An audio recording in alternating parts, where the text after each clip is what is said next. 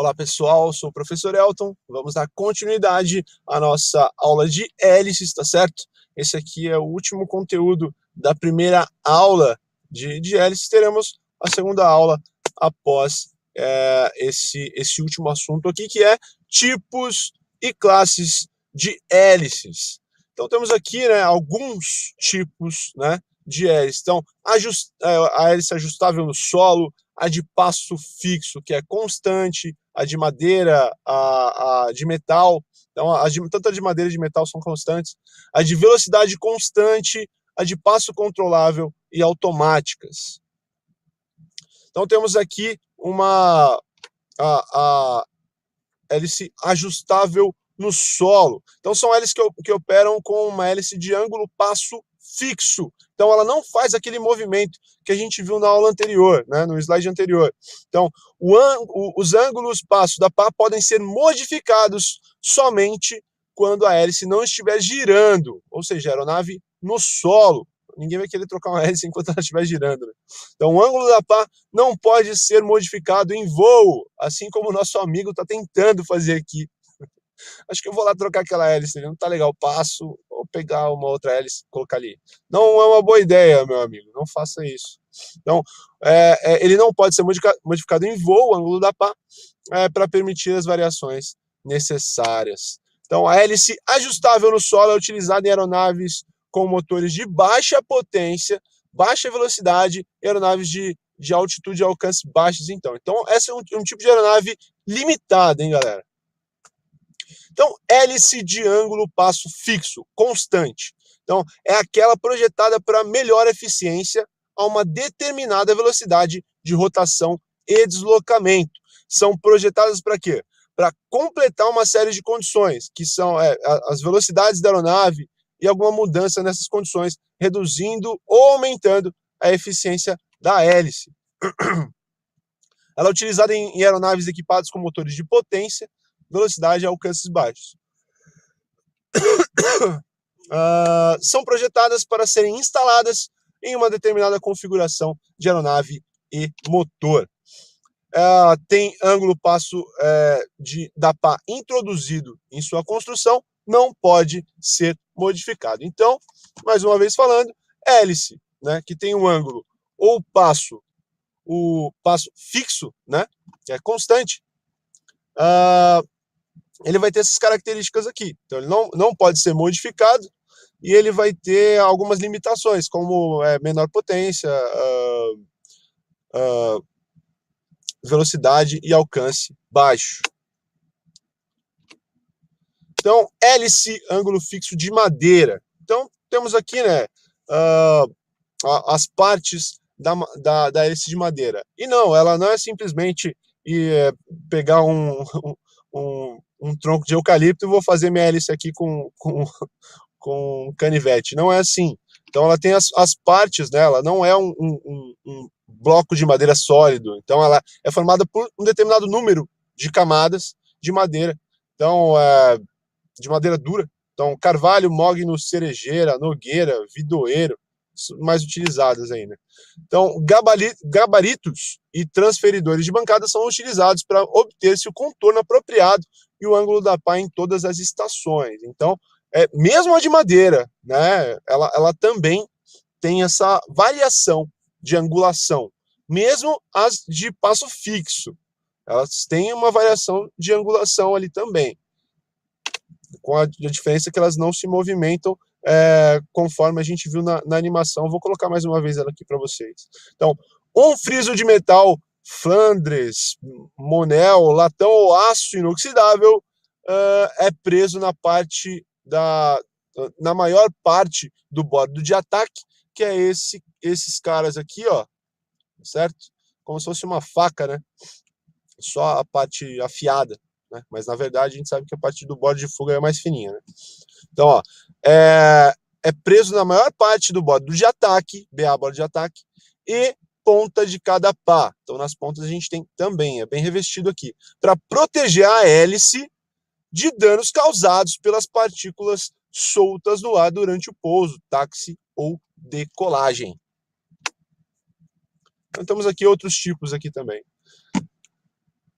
Então, aqui parte de dreno, né, para evitar pequenos orifícios, né, para evitar acúmulo de água, né, para não apodrecer a, a madeira. Isso aí. Então, hélice e ângulo fixo agora de metal. A gente tem de metal aqui. Uma parte da apostila de vocês. O passo da hélice podia ser modificado dentro de certos limites, torcendo-se a pá ligeiramente, né? Então, torcendo mesmo.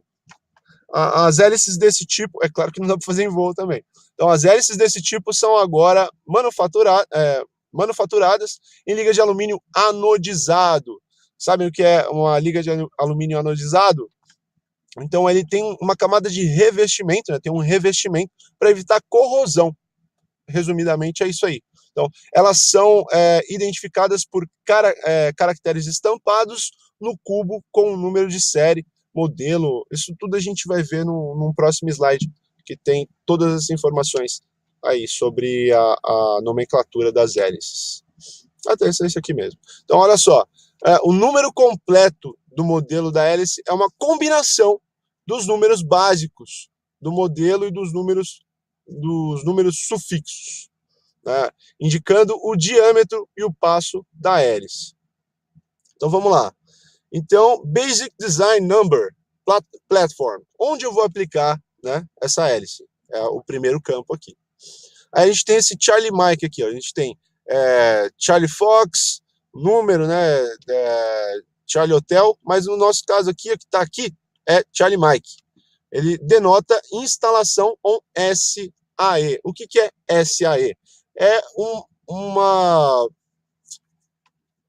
onde é feita a padronização de determinados componentes. Por exemplo, o óleo que a gente utiliza na aeronave, ele segue um padrão que é regido pelo SAE. Me falha a memória como é o nome em inglês do SAE. Mas são padrões, né, que são estabelecidos, né? E para a hélice temos também. 71 é o diâmetro da pá, né? O diâmetro da hélice em polegadas, inches, polegadas. E 44 é o ângulo, né? Onde vocês verem pitch é passo, tá, galera? Então, o ângulo da pá mesmo. Então, 0,75 radius, né, que é graus. Então, hélice de velocidade constante. Então, é uma hélice em que o ângulo da pá deve ser ajustado para proporcionar o mais eficiente ângulo de ataque em todas as velocidades do motor da aeronave. Então, vamos lá. Essa é o tipo de hélice que o ângulo ele deve ser ajustado. Então, isso pelas velocidades e potência do motor também. Que não está dizendo que tem potência, mas está relacionado. Mantém o ângulo da pá ajustado para máxima eficiência na maior parte das condições encontradas em voo. Então, durante a decolagem, quando a força máxima, né, e torque são exigidos, né, quando eu quero decolar, eu quero o meu motor no máximo de potência. E torque, né, força e torque. A hélice de velocidade constante estará em ângulo mínimo, passo mínimo. Então, o ângulo da pá é mantido em um eficiente ângulo de ataque em relação à velocidade de rotação.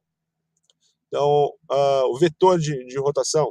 Então, ao sair do solo, a velocidade da aeronave aumenta e a hélice de velocidade constante muda para um aumento de ângulo, passo.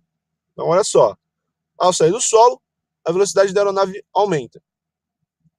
E a hélice de velocidade constante muda para um aumento de ângulo de passo. Então, o que depende do aumento de ângulo? A velocidade, principalmente. Então, o aumento do ângulo mantém um ângulo de ataque grande e eficiente com o respectivo VR, velocidade de rotação. Então, o aumento do ângulo da pá aumenta a quantidade de ar manipulada por cada volta completa. Então, quando eu aumento o ângulo da minha pá, ele vai puxar mais ar, né? É como se eu pegasse, imaginem eu tenho um parafuso com o fio do parafuso, a rosca ela é bem próxima, né? Bem fininha uma da outra. Com a chave de fenda eu vou ter que dar mais voltas para conseguir parafusar esse parafuso, na madeira. Se ele tiver o fio mais largo, né, mais distante um do outro, eu vou precisar dar menos voltas para conseguir fazer o parafuso entrar completamente na madeira. Então é isso aí, aumentando o ângulo, a gente pode comparar grosseiramente isso, né? Então, o ângulo da pá aumentando, com menos giros, né?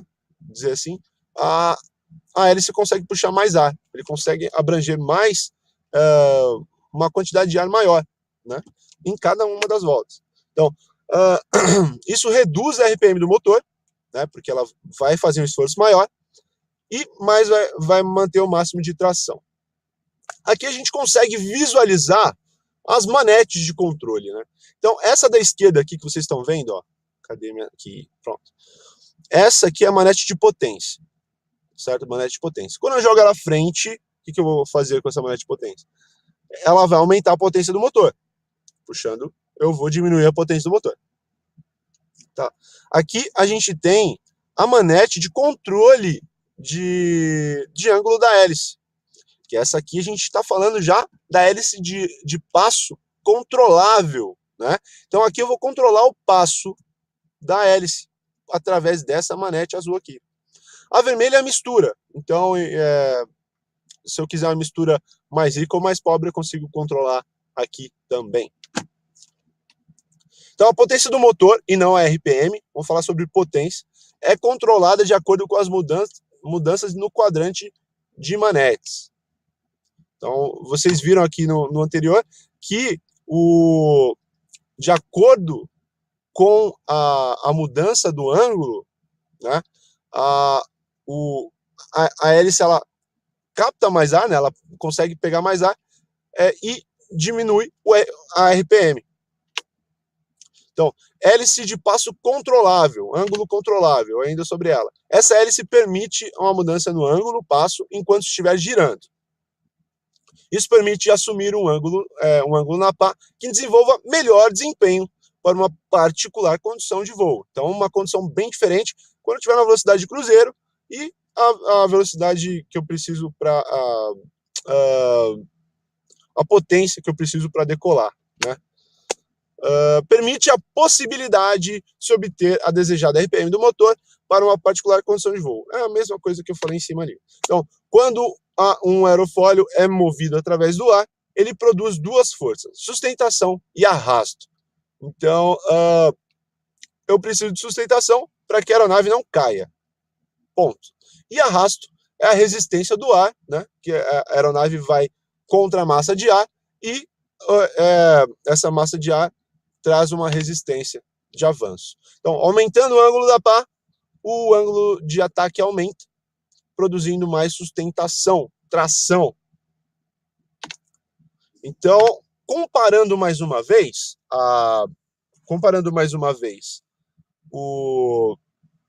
a hélice, né, a pá de hélice, com uma asa da aeronave, né? Então, o que seria a sustentação, né? A asa da aeronave serve para manter a aeronave, que a aeronave não caia. Só que pegando essa mesma ideia e jogando para a hélice, o que seria sustentação acaba sendo a tração. Então, por isso está aqui, tração. Sustentação, no caso da asa, né, para a aeronave não cair, e tração para puxar a aeronave para frente. A de passo controlável, desde que o motor esteja mantendo a mesma potência, a hélice diminui a RPM. Se o ângulo da pá diminui, a hélice aumentará a RPM. Então, assim, a RPM do motor pode ser controlada pelo aumento ou diminuição do ângulo da pá. Então, olha só, nesse caso aqui, a RPM está diretamente ligada, né, ao aumento e diminuição do ângulo da pá. As hélices controladas por governador e as hélices de velocidade constante mudam o ângulo da pá automaticamente, mantendo constante a RPM do motor. O que é o governador? é o governador da hélice. Ele que vai modificar, né? Ele que vai ser responsável, caso for um sistema hidráulico, ele vai mudar o ângulo das pás. Essa é a função do governador. Então, o mecanismo de mudança de ângulo é operado por pressão de óleo hidráulico, como eu falei, utilizado um tipo de mecanismo de pistão e cilindro. Então, o aumento da pressão de óleo proporciona uma rápida mudança no ângulo da pá. Então, esse mesmo óleo que é usado para mudar, né, que o governador usa para mudar o ângulo da pá, para movimentar esse pistão dentro do cilindro, é o mesmo óleo do motor, é o mesmo óleo do motor. Então, hélices automáticas. Nos sistemas de hélices automáticas, o sistema de controle ajusta o passo sem atuação do operador. Ou seja, eu não preciso mais mexer naquela manete azul. Então, para manter uma específica ajustagem de rotação do motor. Por exemplo, se a rotação do motor aumenta, os controles automaticamente aumentam o ângulo da pá. Beleza? Olha só, rotação do motor aumentou, os controles automaticamente vão aumentar o ângulo da pá, até que uma desejada rotação tenha sido restabelecida. Então, a gente tem também as hélices hidromáticas, que a gente chama hidromática porque ela é uma hélice automática que utiliza a força hidráulica, né? Então, muitos conceitos possuem nomes diferentes, mas são bem parecidos.